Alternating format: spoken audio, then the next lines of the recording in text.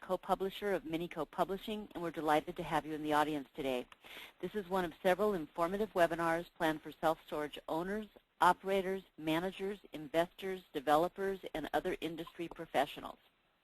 The sponsor of today's webinar is Carlsbad, California-based Mako Steel, a company that designs, supplies, and installs steel buildings for the self-storage industry. This includes single-story, multi-story, RV and boat storage, climate-controlled, and custom buildings. The topic of today's webinar is RV and boat storage, construction and development, presented by Cesar Wright, president of Mako. Mr. Wright has been with the company since its inception in 1993. He has contributed many articles on various topics to the Mini Storage Messenger over the years, with a focus on boat and RV facilities and logistics. He's been in the steel business his entire life, having risen from an entry-level sales position to CEO at a remarkably young age. Mr. Wright is respected in the industry for his ability to manage, negotiate, and succeed without compromising his integrity or his sense of humor. This month marks the 30th anniversary of Mini Storage Messenger, which provides the self-storage industry with in-depth news and information. Each issue of Messenger offers cover stories and feature articles on the most timely industry topics and trends.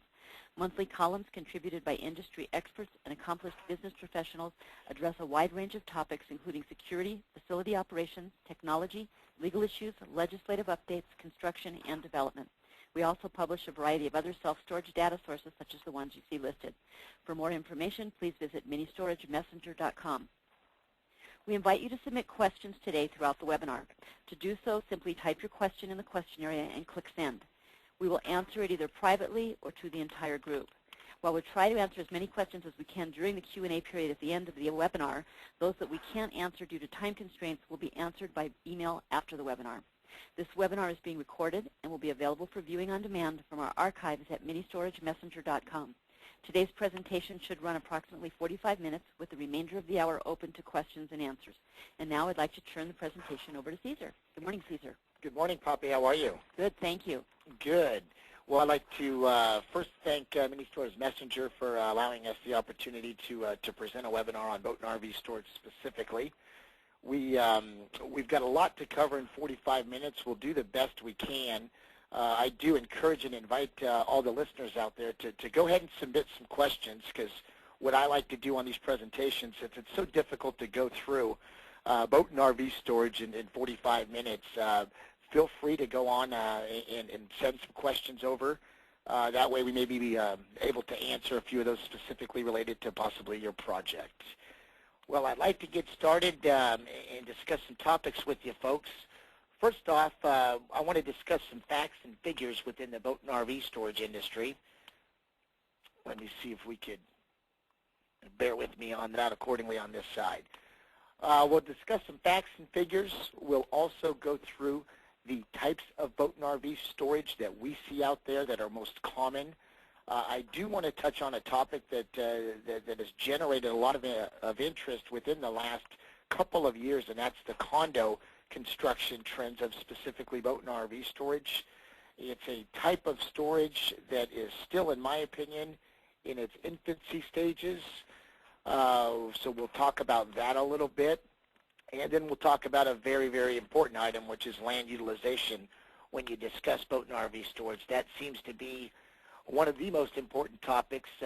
For those of you familiar with boat and RV storage, most realize and understand that land utilization is obviously driving the boat and RV storage industry, because boat and RV storage is so land intensive. So trying to make it pencil out at times can become difficult within your project. First, let's talk about some facts and figures. Kind of an interesting statistic here. We're trying to get some more updated info as the year 2008 has come to an end.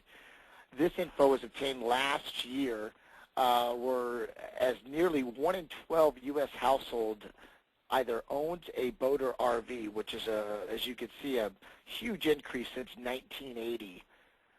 We did obtain some information from the Communities Association Institute. They reported that over 300,000 communities, that exceeds 24 million residences.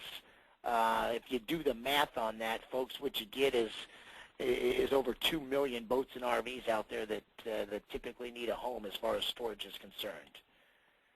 The next slide I've got coming up for you folks is a photograph of a project that we have completed just recently in Lake Havasu City.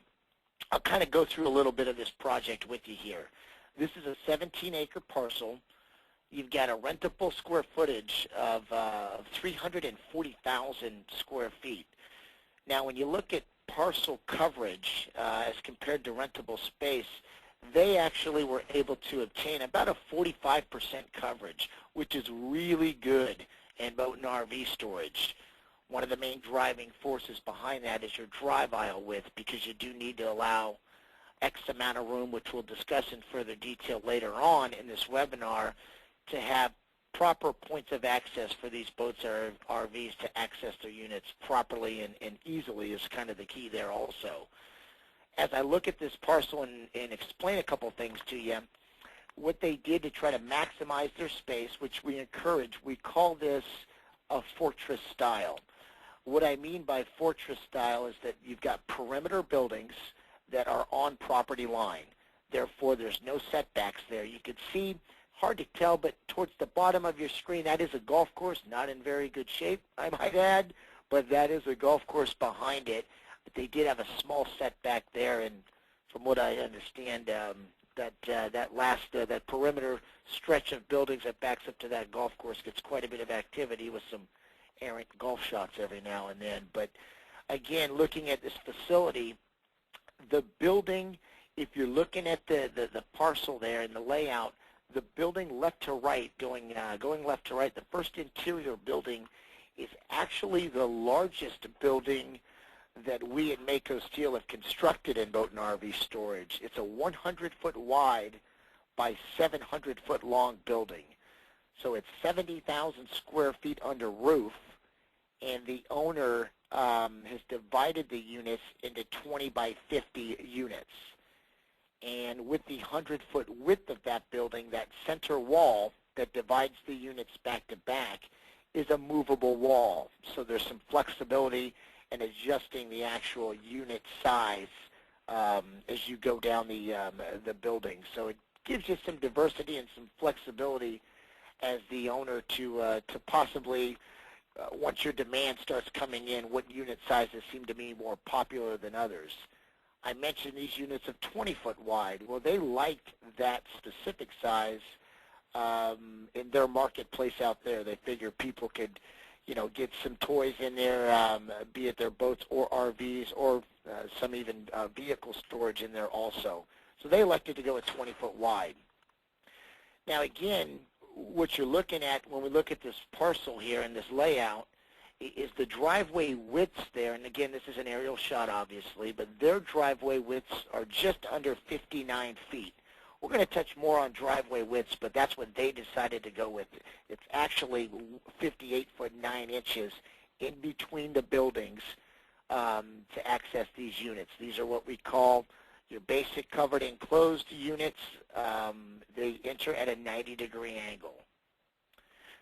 The next slide, same facility, different aerial shot of it, and you noticed on the one prior they had a lot of raw land in the back. The intent there is to build about 600 condominiums is on the city plan.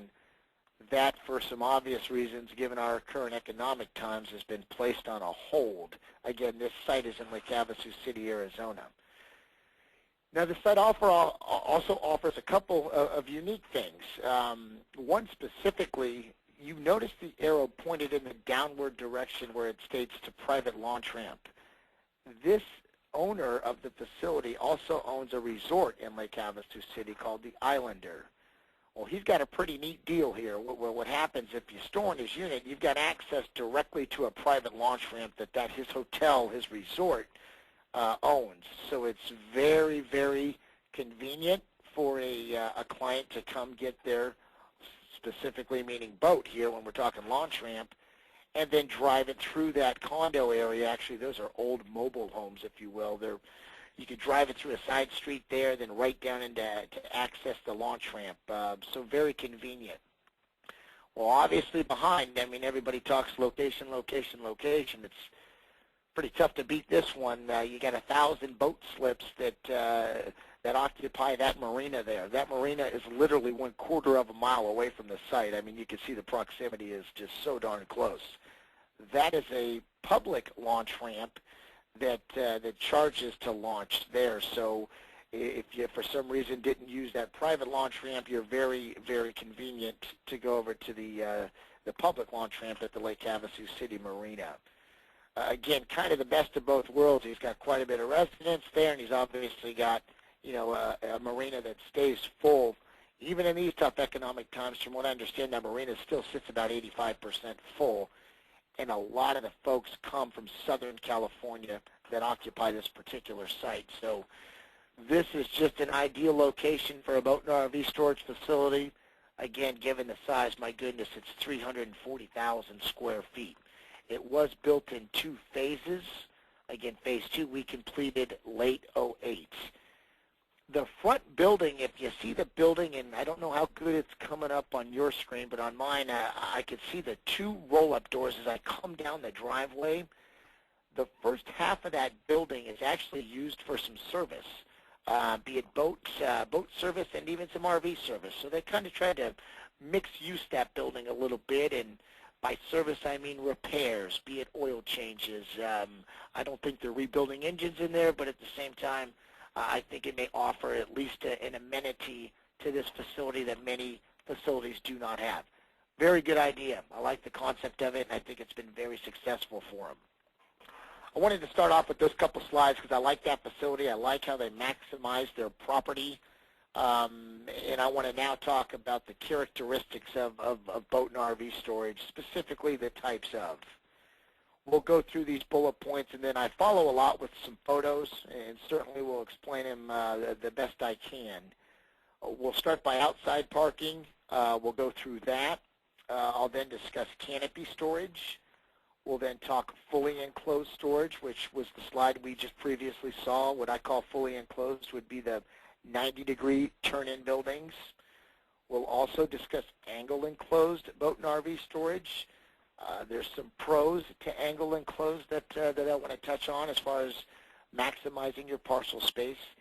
And since it's been a neat trend and a trend that there's been a lot of interest generated in, here as of late, we'll talk about some condominium-style boat and RV storage. First off, outdoor parking. Well, for obvious reasons, from a construction standpoint, it is the least expensive. Most of the outside parking areas that we see are just strictly graveled. Others did, you know, the owners have decided to put asphalt down. One picture you're going to see actually has concrete down, which the boats and RVs are sitting atop of. But generally, what we see is a parcel that may have a cyclone chain link fence around it and just sitting out in the open space. Now, municipalities, certain cities and counties are not big fans of this type of storage due to the aesthetics of it. They certainly don't want it to become a, you know, excuse the term, a junkyard, if you will, where they've got old beat-up cars stored in there. So oftentimes what I've seen here recently, if the municipality has accepted the development of a parcel to have open storage, they may want some curb appeal on the outside, meaning a nice big decorative wall, something to kind of cover up if you've got any street side viewing of it, so it certainly doesn't look like an old wrecking yard or junkyard. We talk about the spaces. You know, they stripe them at a 60-degree angle. That's pretty common. Some do a 90, but typically we see 60, and the reason for that is that allows the driveway width to be a little bit more narrow. Again, we're going to talk about driveway width quite a bit here. They'll typically stripe those spaces at about 11 foot in width.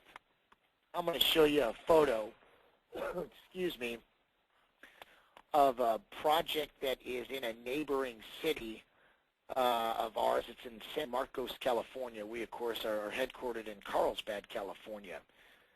This facility particularly has got about, I believe the number is about 400 vehicles stored on it. They get upwards of $75 a month. It's on a very heavily traveled road. That, what you're looking at right there, is going to be the entrance into it. Pretty surprising. No security. You've got a chain link fence. and again on a very busy road in a town that's really trying to kind of turn the corner to become a little bit more upscale, if you will. The owner of this facility, I have heard, has had some inquiries through the town to dress this thing up on the front and basically give it a different look, but he's kind of fighting that a little bit because he's been grandfathered in there, and why spend the additional money if he doesn't necessarily have to? But from what I understand, he is getting some pressure put on him.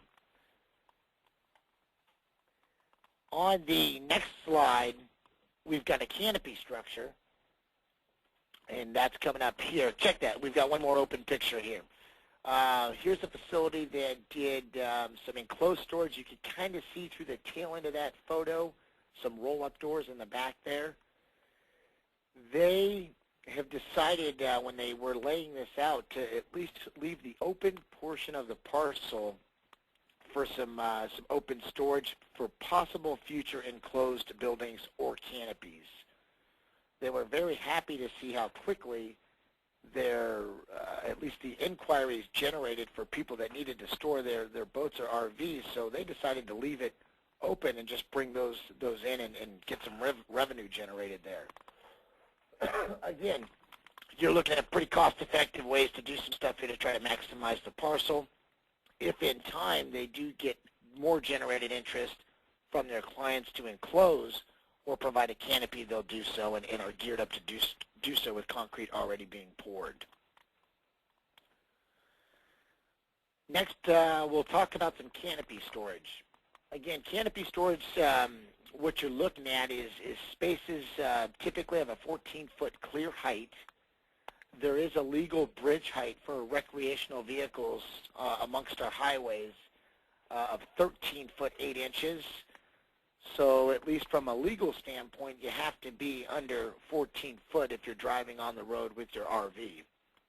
So having 14 foot clear will accommodate anything that's legal on the road today, be it boat or RV. Your spaces, again, are striped at a 60-degree angle. I'm going to show you a photo here next. It's going to designate the post spacing on 24-foot centers. And again, the infamous drive aisle space, when you stripe these at a 60-degree angle, most commonly I'm seeing 32-foot driveways.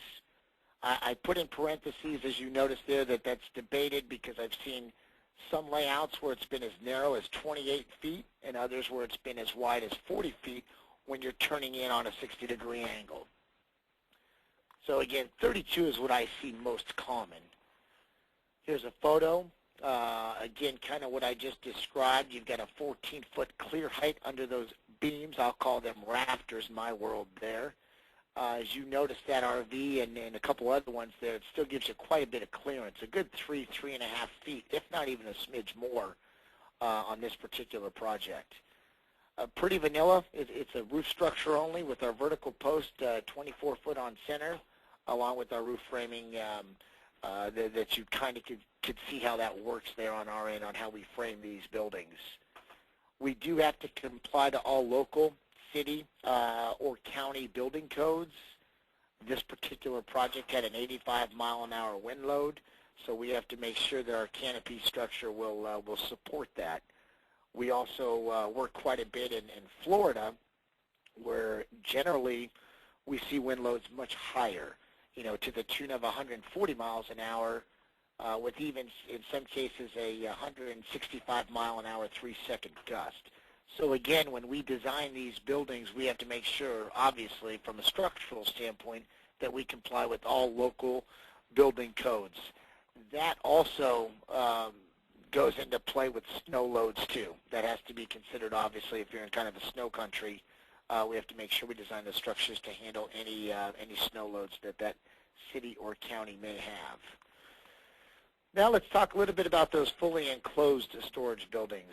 If you remember the two slides I started off with out in Lake Havasu City, that was kind of your basic fully enclosed storage project. We have the height of a building at 16 foot. That's going to accommodate a 14-foot tall roll-up door. If you're in an area that is possibly going to generate more inquiries for boat storage than RV storage, You could lower your eave heights for boat storage. We find that a 16-foot eave with a 14-foot door is plenty tall for boat storage, especially if it's a lake boat. You could see eave heights down to 12 feet and door heights to 10 feet. Now, what that'll do is save some cost in the construction phase of the project. Again, a 14-foot clear roll-up door we talked about. The standard bay width has changed over the years. When I first got into this business in 1991, we were doing boat and RV storage with 12-foot bays and a 10-foot 8-inch wide roll-up door. We now have seen the bay width get a little bit bigger. In fact, I feel comfortable in stating that the bay width standard throughout the industry is 14 feet when you look at boat and RV storage. We'll talk drive aisle space in between these buildings. 55 feet is about the most common that we see. I do quite a bit of layout work, as does my office, on parcels when we're asked by potential clients to assist them in laying out boat and RV storage. I kind of start with 55 feet as my rule of thumb.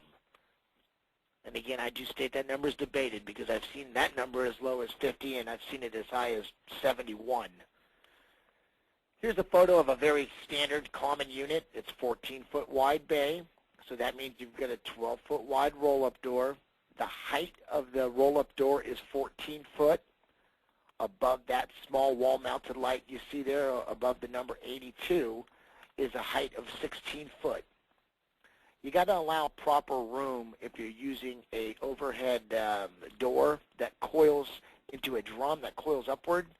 Typically, that headroom, as we call it in our industry, is about, we allow 2 feet. That gives you some room in there to work a little bit if you need to adjust the door in any way, shape, or form. Again, this bus here, as I call it, it's a pretty good-sized rig. I believe this rig's 36 foot in length. I've seen this one. Actually watched this get backed into this unit here. As you can see, he did a pretty good job. He's favoring the right side of the unit if you're looking at your computer screen there, but you notice with what we call the Mickey Mouse here is he doesn't have a lot of room to play there. Again, bay width of 14 feet with a 12-foot wide door, so he's being very cautious when he's backing that rig up. I mean, I'm sure equipped well. It is. I've seen it with a camera in the back and also had some assistance in backing that up, but not a lot of room to play with. That's why there's a little bit of a trend going to some wider units. This particular client elected, if you noticed, in between the doors there, that's 8-inch by 8-inch by 16-inch CMU. In our world, we'll call that block pilasters between the doors. A lot of folks like block in between doors for the boat and RV storage, just for the simple fact that they think that when something may hit it or may cause damage to it, it's probably going to cause a little bit more damage to what hits it and not it itself. Block is a little more expensive method of construction than our standard, what I call a mullion or a pier cover that we put in between the doors, and I'll show you a photo of that shortly. But I see and still am very surprised with the amount of feedback that we get in our industry from owners that these buildings don't get hit nearly as much as people think they do. Again, these folks are running around in rigs that may be upwards, and most are these days, of 6 figures, and even well above that number. So they're very cautious when they're backing their boat or RV into a unit. We'll touch on some angle enclosed storage. Here's a concept that's been around for a while. It's been challenging for companies in our industry that do what we do to properly engineer these. You know, we have an in-house engineer that's registered in over 40 states, so we're constantly trying to figure out a more economical way to build angle enclosed. The reason for that is that, again, when you turn your buildings at a 60-degree angle and you are enclosed, you get one big pro, and that's the ability to narrow your drive aisle width to 32 feet. Again, I always be cautious on that number, and I state debated there on the bottom because It's a number that we seem to think works very well. We actually have programs that we've used that we've got from Caltrans, which is the transportation division in California, on how trucks and vehicles back into units and certain turnaround radiuses that they need. 32 foot seems to work well. Seen it as low as 28, seen it as high as 40 when we're talking angle enclosed. When I'm laying out a parcel and I'm trying to put angle enclosed storage in there, I use the number of 32 feet in between the buildings. Other than that, they're very typical to what you see with your typical 90-degree buildings as far as your 14-foot clear height and a unit width of 14 feet. I'm going to show you a photo, and I wish this photo came out a little bit better, but when our erector took this picture, he himself took it at an angle, and I had actually asked him to square up and take it face on. But you do get a feel, if you look at our interior walls there that are on 14-foot centers, that they are at an angle. So just trying to give you a feel, and apologize that our picture doesn't represent that a little bit better or more clear. I'd like to see it a little bit more clearly, but you can see that these buildings are turned. The walls on the inside is at a 60-degree angle. I'll show you one more photo on this particular facility. It's an interior shot of a building. You'll notice our framing and our partition wall on the left-hand side. That beam, there's actually two beams that you see that intersect through that drywall. That's a wall that's on a property line, so we have to have that wall fire rated. So you see the taped drywall there. And what I discussed about earlier about the challenge of designing economically these 60-degree buildings is by doing them at a 60-degree angle, you have additional steel that has to be put in the buildings to support walls. Those beams that intersect the drywall right there and then attach to the post and purlin, which is just above it, as you can see where that beam terminates, that is specifically because this building's at a 60-degree angle. So again, it's been a challenge to do that. We work diligently to try to engineer it as economically, but still keeping in mind the structural rigidity of the project and the integrity of it. We'll touch on this this trend of storage condo. Again, you know, everybody's asked, and we seem to have had a tremendous amount of inquiries within this last 3 years on storage condominiums. Shockingly, this surprises a lot of people, but we actually did about 6 of these facilities in Lake Havasu City, Arizona, between 1998 and 1999 for one developer. That surprises a lot of people because this now has become somewhat of a trend, and people really want to know more about these storage condos. But they've actually been around a little longer than you might think. You know, what is a storage condo? Well, it's pretty simple. It's condominium. It's a new type of storage. It's based on selling more towards a high-end client, and they're using some larger units and literally selling them rather than renting them. We'll discuss a little bit about some of the styles of the storage that we see. Again, we're back at that 16-foot building eave height. That doesn't change much when you look at the condo side of things. What does change dramatically are the unit widths. You'll see them vary from that standard 14-foot unit all the way up to as wide as 30 foot. Now, again, that's kind of knowing your clientele, doing proper market study, understanding who your buyers may be. That's obviously the key when you do condominium-style storage. Again, the 14-foot clear roll-up door and a little wider drive aisle space. You know, again, I put 55 and ranging up to 75. I'm going to show you and cite a couple of examples of a project that we've done and actually are currently doing in Beaumont, California, that's got some 71-foot drives. Now, when you look at condominium storage, you do see some additional trends to this style. We talked about these bigger units. I gave some examples, just 4 examples there of actual sizes that this one facility has that we're currently doing. Again, this one ranged from 14 wide to 28 foot wide. You do see the use of sectional doors a little bit more common in the condo side of storage than you do the roll-up doors. I think that's simply for the fact that It's a little bit more like your residential garage door. Gives it that homey look, feeling to it, I guess, at least is feedback that we've heard. Always electrically operated. Even when they're a roll-up door, it's still going to have an operator on it. We've not done one of these facilities without door operators. Climate control has been a big topic in specifically boat and RV condo storage. Can you do it? Yes, you can do it. It just depends how you want to do it. I mean, you could, so to speak, envelope these units individually, but there's cost involved in that, and you've got to get a mechanical contractor involved in that to properly see and understand how much airflow you need to make that work where it's going to be feasible for the project itself.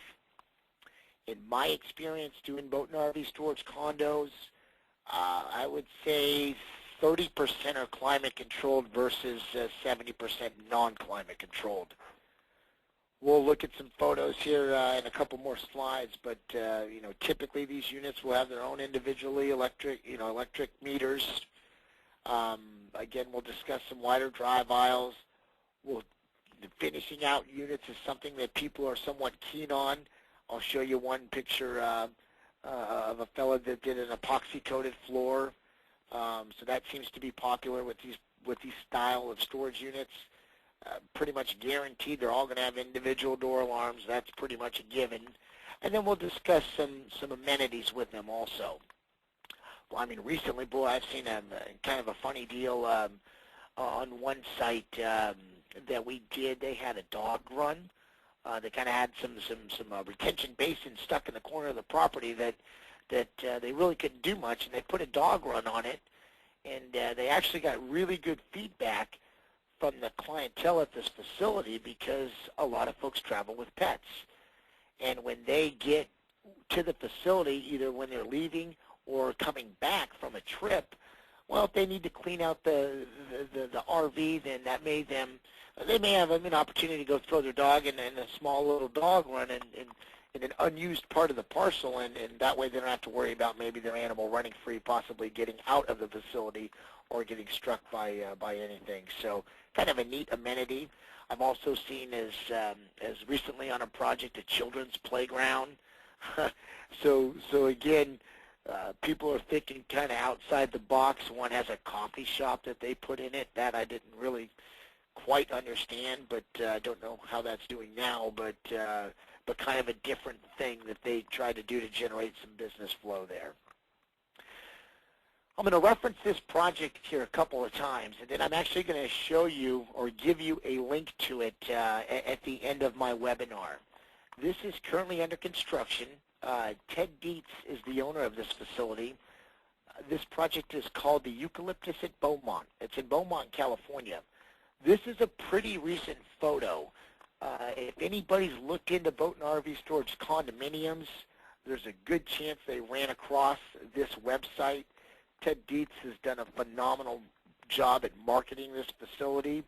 He's generated a lot of interest, in my opinion, in reference to boat and RV storage condos, just in him building this facility. What we're looking at here is the clubhouse, and you'll notice that the construction's out of wood there.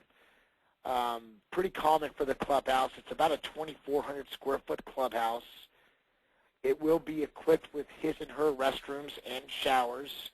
It's going to have a really, really kind of a neat, modern design on the inside of it. It's got a very nice sitting room with a big plasma screen TV. I believe there was talk about maybe even doing maybe a wine locker or a wine cellar at one point. I don't know if Ted decided to move forward on that or not. But he really thinks that this is a key and integral part and has been in the concept of his design here. A lot of people that he has sold units to, Ted's facility will have about 112 units. Again, if you didn't hear me mention, it's in Beaumont, California, and I think the number he decided on was 112, but there was some unit mix tweaking going on, so that may be off by a few, but it certainly will be close. But Ted feels that the clubhouse has generated a tremendous amount of interest.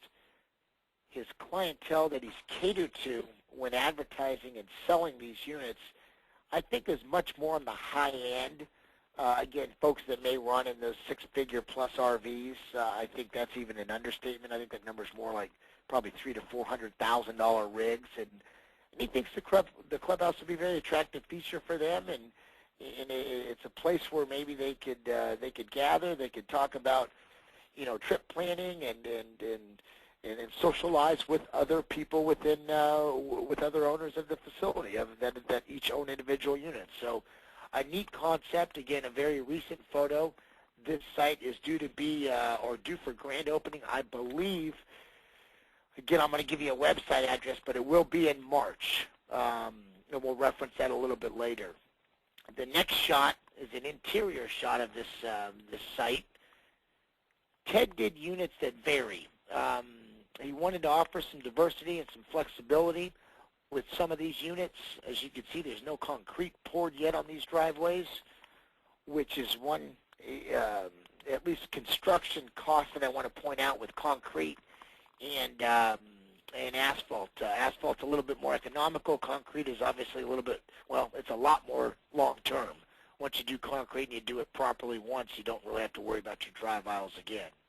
Asphalt, you may have to come back in and obviously retop it and so forth. The unit we're looking at is 13 by 50. That's got a sectional door in it that's actually 11 foot 8 inches wide by 14 foot tall. Little different than what I discussed as some standards earlier, but that's the decision Ted made when he did the layout of this facility. We mentioned block pilasters in between the doors and the other facility. This one here has got a metal or metal mullion, as we call it. It's a 26 gauge pure skin. And you'll notice it's in the form, it's got an X that goes from each corner, top to bottom. Why that's there, that's not, I want to point that out strictly because that's supposed to be there. Basically, flat steel has a tendency to oil can a little bit and get wavy, so that allows a little bit of diaphragm in that mullion, as we call it. That mullion's 14 foot tall. So that X that you see there is supposed to be there. Again, looking at this next slide, this is, again, eucalyptus at Beaumont. We've got, it's pretty uncommon for facilities dealing in boat and RV storage not to have fire sprinklers. Just about, and there are some exceptions, but most facilities, and I'm going to go as far as to say 80 to 90% of the facilities that we are involved in that house or accommodate boat and RV storage, local fire department will make you put fire sprinklers in there. Always exceptions, but you almost got to count on that when you're doing your construction costs. 14-foot clear height you see there. Ted elected to go with a 30 amp RV hookup inside the unit. So again, you got the automated door and you've got some security camera there. Those are positioned obviously on each end of buildings, firing back at one another, so you got proper security going throughout the facility. I think a secure facility is a very important when you talk about these boat and RV condos because, again, the folks storing in there have quite a bit of value placed in either their boat or RV. Show you this photo here, kind of a unique unit that Ted's got. Same project, eucalyptus at Beaumont. This unit's 24 foot wide. It's 35 foot deep. That door you're seeing is quite a big sectional roll-up door. It's 20 foot wide, 14 foot tall. So this unit may not be geared for that guy that's got the 42 foot Prevost. This would be maybe more geared to, let's say a hobbyist, maybe somebody that's an antique car collector, maybe somebody that that's got a couple sand rails and may work on them in there, or maybe even a contractor. We see a lot of these units being bought and rented even by certain contractors, be them cabinet makers, electricians. It's a good area to store and even work on some of your projects with inside the units that you have your own power there too. So again, a little bit different unit model there. When you go on Ted's website, if you're interested at the end of this webinar, I will have it there. It'll go through all his variety of unit sizes. The next photo I'm bringing up is a unit that's 13 foot wide by 50 foot deep. This unit has an epoxy coated floor. On the left-hand side, what you're seeing is our standard framing. Those posts that you see run vertical are 5 foot on center. The two horizontal running members are attached there. Those are for our girts. In the back, you see some cabinets. Now, I think Ted is using this as a kind of a, what was one of the earlier units. He was kind of showing people what these things would look like finished off. You don't get a good look at them, but there are 2 ceiling fans in this unit. Ted elected to go with some ceiling fans. You could see a wall, some lighting on the lighting fixture on the side there on the right-hand side. So again, kind of showing you what maybe a finished unit may look like when you're building your prototype or doing your model within these units themselves.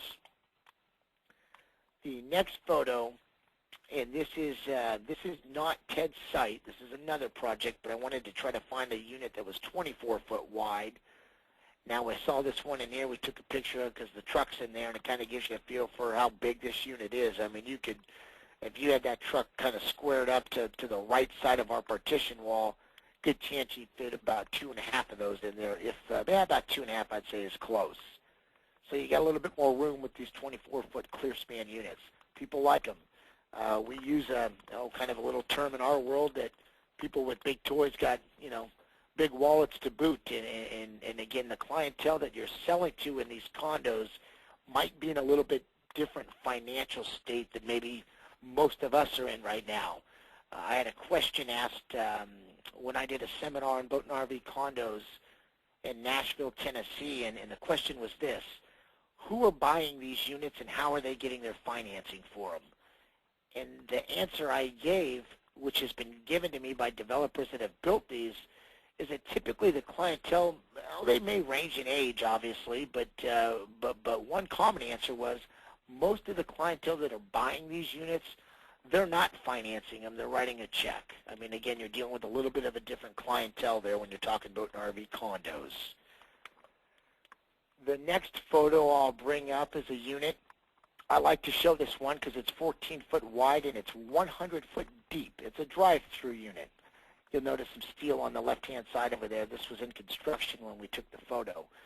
But that's a wakeboard boat in there that's, I think that's a 21-foot wakeboard boat. And as you can see, a drive-through unit, well, it's very, very convenient for the client because they could pull in nose first and then obviously drive out when they exit the unit. There are doors on both sides, obviously, of this unit, so it makes it a little bit more user-friendly. Whether or not you get your bang for the buck is a different story when you're doing your parcel layout, or at least your unit mix layout. I want to leave some time for some questions, so I'm going to run through these next slides a little quick. And again, I apologize for being quick on this. A lot to go through in just 45 minutes. I'm back now in Ted Dietz's project, Eucalyptus at Beaumont. Awesome driveways, 71 feet. I mean, it's literally, I don't know if, again, I'm going to kind of relate to some boaters here, but when you look at boaters and boating, if you will, if you're going to back a boat into a unit and have 71 foot to maneuver in, that's a good thing. Especially if your boat's in excess of about 28 or 30 feet. It really is really beneficial to have big, wide drive aisles. Now, we understand why there's not a lot of those out there.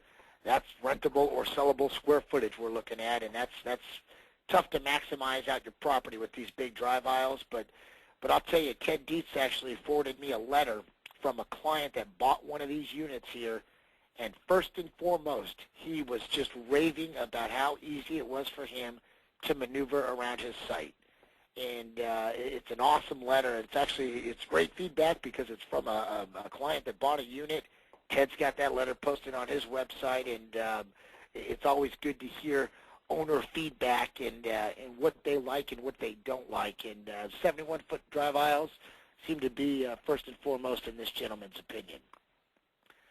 We talked about some amenities, and mixed use is something that we see a lot of these days. I've kind of shifted gears on this slide here and wanted to show you just kind of a mixed use project. And when I say mixed use, we've got Canopy on this project, which is just your Canopy storage. We've got boat and RV enclosed storage, and we've got conventional self-storage. This building that we're looking at, this wash and store, on the right-hand side, if you go right to left, the first two bays are are wand wash bays. The third bay, going right to left, is a bay that will electronically kind of size up your rig. It'll give you the width, the length, and the height of it, and it does a brushless wash. He opens this part of the facility to the public, and I believe charges, and this may not be accurate now, this is about 8 or 9 months old, but I believe the number was about $50 for an RV wash, which I don't know if any of you have washed an RV before, but that's a steal, because I certainly wouldn't want to spend an entire day washing an RV when I may be able to go get it done for $50 and then have it done probably better than what I could do it, or how I could do it. So kind of a neat little concept there as far as an amenity. Land utilization. I'll touch on this. I'm going to show you 2 layouts, and then I'll get to some questions. Again, boat and RV storage, the percentage of rentable square footage per acre is key. There's a target number of about 35% that you should be able to get on a parcel when you're doing enclosed boat and RV storage on a 90-degree turn-in. That number can get upwards of 45 to 50% if you are turning your buildings at an angle. Again, every parcel is different, setbacks are different, so those are loose numbers. Don't treat them as Bible. What I suggest is that if you have a parcel and you wanted us to look at it, we could take a look at it and try to figure out how to maximize it best. We'll touch on some construction costs because, again, everybody's interested in that. There is good news on the rise within our steel industry. After receiving upwards of 40 to 45% increases in early 2008, we are now seeing those numbers come down. I know that I could safely say that I've seen steel numbers come down about 15% from April of last year, and I do think that trend will continue downward. They certainly won't go down as fast as they went up. That's business 101, unfortunately, but the good news is steel pricing is coming down. I'm going to show you a site plan here, 2 quick ones. We're coming up here. We've got a slight delay, but we're getting there. Bear with me on this. Here's a site plan here that's basically, now we were able to get 47% coverage. That's fantastic. You've got a lot area of 4.73 acres, and we were able to maximize this parcel by utilizing the perimeter walls. We just jumped to that next slide. Sorry about that. But anyway, I think you're getting the point here is again, that one had 45% coverage. Let's take a quick look at this this parcel size. This is the last one I got for you. I mean, again, this parcel, and hopefully it's readable for you, but they got 39% coverage on this. This is a project that will be going up in Utah, and kind of a neat concept on that building when you go right to left. See, it's got those L-shaped units, kind of trendy right now. People like those. And we've had a lot of inquiries specifically about those style of units when you're looking at the for sale side of things. So again, on some general costs and construction costs, I'll kind of rough you out, at least what I hear out there. On the Canopy end of things, we're looking at, and this is my scope of work, or a steel contractor's scope of work, we budget about $5 to $6 a square foot. That's for the canopy material delivered and installed. There are obvious factors that go to that, specifically wind load, so we'd have to know what area that applies to. On your enclosed boat and RV storage, Ted Dietz, which is who I referenced a lot here throughout the webinar, was kind enough to share figures with me. The project he is building in Beaumont, California, is coming in right about, well, I'm going to use $60 a square foot. I think that's a little bit on the high side. And when I say 60, I want to be very deliberate in saying that, and people to understand, listeners to understand that that's an all-in cost. That's a hard, soft cost. That includes his cost of dirt. I didn't want any confusion when I stated just my quick canopy cost on my end, and then obviously went from $5 to $6 a square foot to $60 a square foot. But you were seeing photos of what that $60 a square foot was doing there. Again, hard and soft cost, including dirt. I mentioned that I'd forward you that website address, there's a couple here, couple website addresses. First is mine, of course, www.makosteel.com. Second is the site for Ted's. And again, if you're interested in the condo side of things, I highly recommend you jump on this site. Ted's done a daily blog that I believe goes back in excess of about, my goodness, well over a year. Full of information. He's been very open on construction costs and educating people on how he's been doing his project. I highly recommend, if you're interested in that concept, to look at his website. He also has a live webcam there, so it's kind of slick to see that too. The third, I just wanted to reference that Communities Association Institute. That's where I gathered some material earlier. Just wanted to reference that. It's kind of a neat institute, or association, I should say, that if you do want to look at some information and try to gather information, we were able to find some pretty good stuff there. Poppy, I wanted to give a couple minutes for questions. We've got a lot of questions. Well, good. I figured I was looking at the time there, and again, it's hard to pack everything in 45 minutes. But I apologize if I went quick to you listeners out there. But I noticed I kind of had to speed up there. So again, I'm easily available. So we could obviously discuss anybody's project in further detail by contacting us. Poppy, you want to fire a couple questions to me? Absolutely. First one is, can you have a 15-foot wide unit with a 10-foot wide overhead door and a personnel door also? Yeah, the answer is yes. That works. I mean, basically, if you're going to do a walk door, you need to allow a good, strong 4.5 to 5 feet to do the width of your roll-up door, and then typically a 3-foot walk door next to it. So given the framing and a 10-foot wide door in a 15-foot bay, that answer is yes, you can certainly do that. Okay. Next question, for covered storage, what is the bay width and the depth under the canopy? In some cases, I saw 2 RVs under the canopy. Correct. I mean, again, bay width, I mean, we try to put our post as far apart as possible. So I put our post, it works for our system specifically on 24-foot centers. That allows 2, let's just use RVs as an example, to park side by side before there's a post. And the height, again, is 14-foot clear. Okay. Do you tend to have electricity in enclosed storage units? I would say 9 times out of 10, yes. From what we see, electrical is put into these units. It's very nice for the client to have electricity in there. I mean, notice these units. I mean, if they're 14-foot wide by, let's just use the number 50 foot deep, even on a bright sunny day, if you open that roll-up door, which does take up 80 to 90% of that 14-foot bay width, I should say, it can get quite dark in the back there. It's a deep unit, so electricity is in most every RV storage facility we've ever done, to my knowledge. Okay. I have one listener who asks, how do you deal with significant topography? We have a site near a lake, but the land is not flat.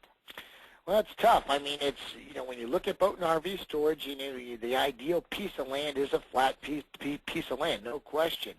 We're going to be doing a project in the state of Washington that's built on a pretty good hillside. We're going to do a 2-story. It's only going to be our 3rd ever 2-story boat and RV storage building that's fully enclosed. We're going to design the retaining wall, and we have accepted and got point loads for the 2nd floor to house a boat or RV of 250 pounds per square foot. It's going to be expensive, but it actually, from what the developer tells me, it's more economical to do it that way and factor in those costs than it is to flatten the land and lose the dirt. So it's challenging, no question, but there are ways to do it. Now, I'll call them a ramped building. So you have exterior access on a lower floor, and you ramp up to a higher floor for, again, exterior access. And if that person wants to email me, I've got photos of sites we've done like that. Could be very helpful. Okay, one more question here. How do you determine demand? And it's actually a 2-part question. How do you determine demand, and is there a way to find boat and RV owners to market to? Good questions. I think demand, I think you got to look to a feasibility study. There are groups out there. Obviously, we work with them. We know a few of them. Feel free to have that. If that listener wants to contact me, I'll be more than happy to share that information.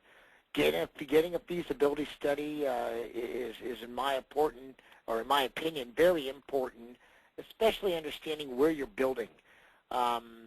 Because boat and RV storage, either renters or buyers of these units, they will travel because their options may be limited. So you can't really use that rule of thumb 5-mile target area when you do conventional self-storage. The project that I referenced a lot, Eucalyptus at Beaumont, is in excess of, he gets most of his buyers over 40 miles away. The second part, Poppy, read me the second part again. Is there a way to find RV and boat owners to market to? Well, I think, given not knowing where the site would be, but I mean, internet marketing is a monster, no question about it. But as far as marketing within, like, if there are any RV parks nearby, anybody specifically that does repairs for RVs, any watercraft stores that may have trailers, the boat stores, boat shops, that's kind of the direction that I would go. Okay.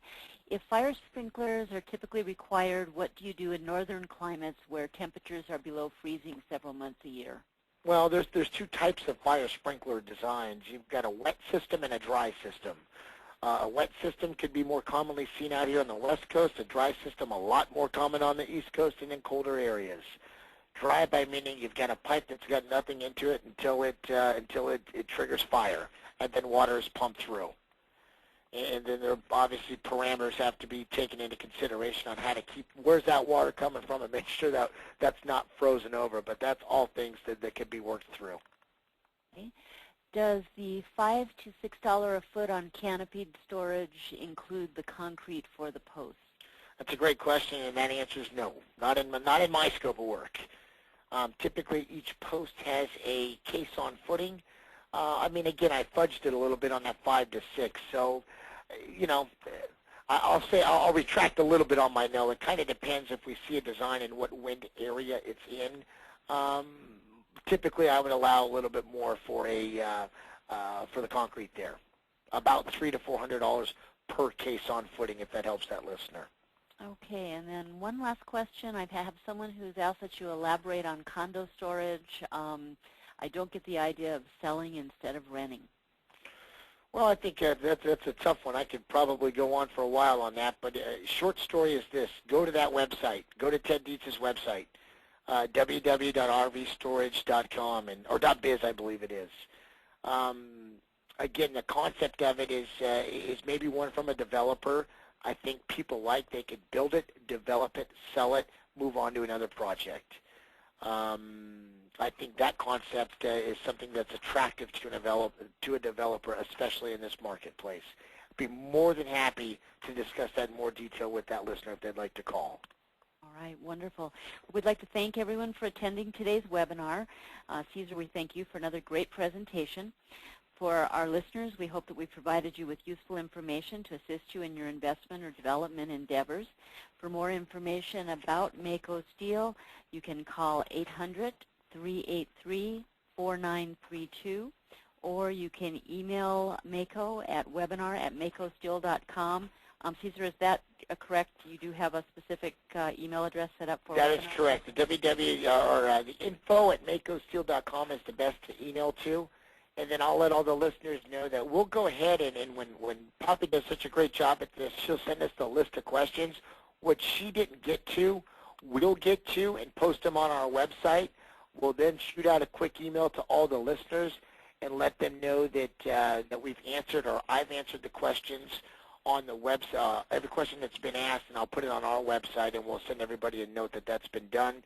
And I'll make certain that I do that no later than Monday before I'm out of town. Great, great. Of course, you can visit the website at makosteel.com, and we'd like to remind everyone that this webinar will be archived. Within the next few days, you'll receive an email with the link to the archived presentation, as well as a special offer for our RV and Boat Developers Handbook.